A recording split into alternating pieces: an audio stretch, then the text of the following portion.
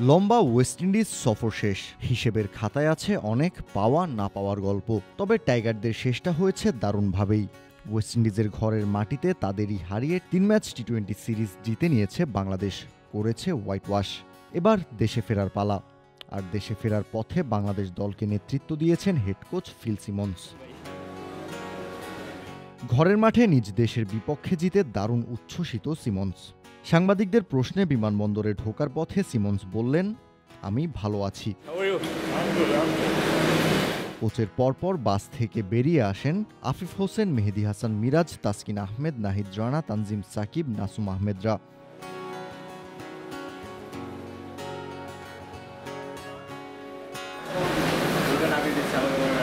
বলবেন আমি দিছি, আমাকে মনে রাখার জন্য। বিমানবন্দরে ঢোকার পথে টাইগার শোয়েবকে একটা কার্ড উপহার দিয়ে ঠিক এই কথাটাই বললেন বাংলাদেশ দলের টিম ম্যানেজার নাফিস ইকবাল। বিমানবন্দরে অপেক্ষমান বাংলাদেশ দলের সাথে দেখা করারও সুযোগ পায় টাইগার শোয়েব, যেখানে তার সাথে আড্ডায় মাতেন ক্রিকেটাররা। জাকের আলী অনিক, লিটন দাসরাও কথা বলার এক পর্যায়ে হাসতে শুরু করেন।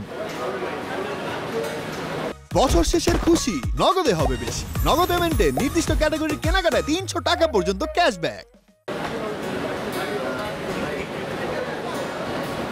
বিমানবন্দরে ঢুকেই আড্ডায় মাতেন ওয়ানডে এবং টেস্ট সিরিজে দলকে নেতৃত্ব দেয়া ক্যাপ্টেন মিরাজ এবং টি-20 সিরিজে দলকে নেতৃত্ব দেয়া captain Liton Kumar Das. West Indies থেকে ক্রিকেটাররা দেশে ফিরছেন মোট ৩ ভাগে।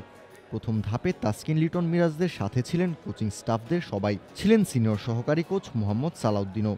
শুধু খেলার মাঠই নয়, বিমানবন্দরেও সব ক্রিকেটারের মধ্যমণি কোচ সালাউদ্দিন। এদিকে ওয়েস্ট ইন্ডিজে খেলা দেখতে যাওয়া টাইগার শোয়েবও সুযোগ পেয়ে কথা বলেছেন ক্রিকেটারদের সাথে। হাসান মাহমুদ, ইমন, জাকের আলী অনিকরা বেশ উচ্ছ্বসিত বিদেশের মাটিতে দেশি সমর্থক পেয়ে। হাতে সময় থাকায় আড্ডাও দিয়েছেন ভক্তের সাথে। এরপর বিমানবন্দরের যাবতীয় ফর্মালিটি শেষে বাংলাদেশে ফেরার পথ ধরেন ক্রিকেটার সহ টাইগার টিম ম্যানেজমেন্টের একাংশ। আর অবশ্যই সাথে করে নিয়ে ফিরছেন ওয়েস্ট ইন্ডিজকে টি-20তে হোয়াইট ওয়াশ করার সুখস্মৃতি। কাউসার শান্ত, ক্রিক ফ্রেন্জি।